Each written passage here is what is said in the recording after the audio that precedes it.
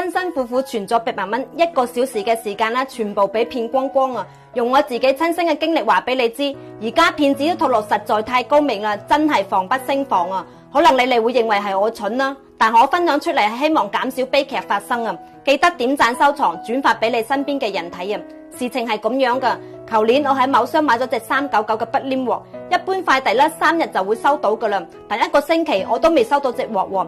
之後咧收到個電話，自稱自己係百世快遞嘅，佢打電話俾我啊，問我係咪有件快遞未收到啊？我就話係啊，佢話件快遞依家遺失咗啊，賠翻錢俾你啦。當時我心諗，隻鑊咁貴，賠翻錢俾我，梗係要收啦，就咁樣加咗好友。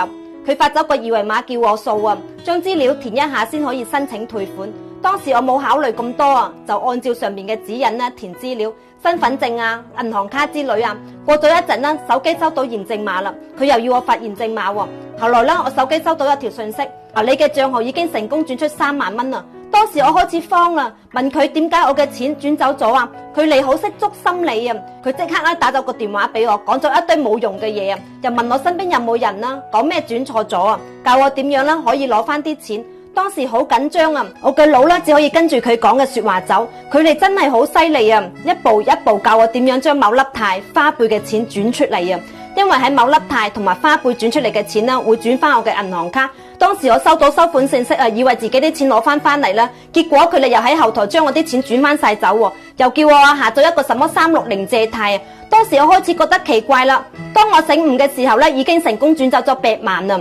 喺某信入邊鬧佢啦，冇回覆。打電話過去又冇接喎，當時我先知道自己上咗當啊，心情真係好崩潰啊，直接坐喺地上啦，喊咗好耐，辛辛苦苦存落嚟啲錢就咁樣俾啲衰人呃走晒啊，一直抱怨自己死蠢。回過神之後我就報咗警，但警察話我已經被騙得少啦，有個人亦都係用咁樣嘅手段騙咗百幾萬啊。呢件事我隔咗好長時間先同我老公講，因為我驚佢會怪責我啊。後來佢知道之後都會安慰我，當破財擋災禍。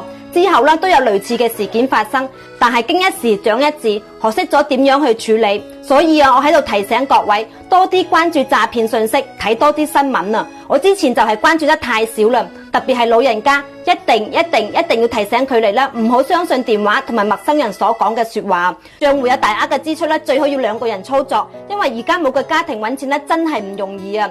花10萬蚊容易啊，但你想再存翻10萬蚊啊？特別係而家戴口罩時代啊，可能冇乜機會會存到噶啦。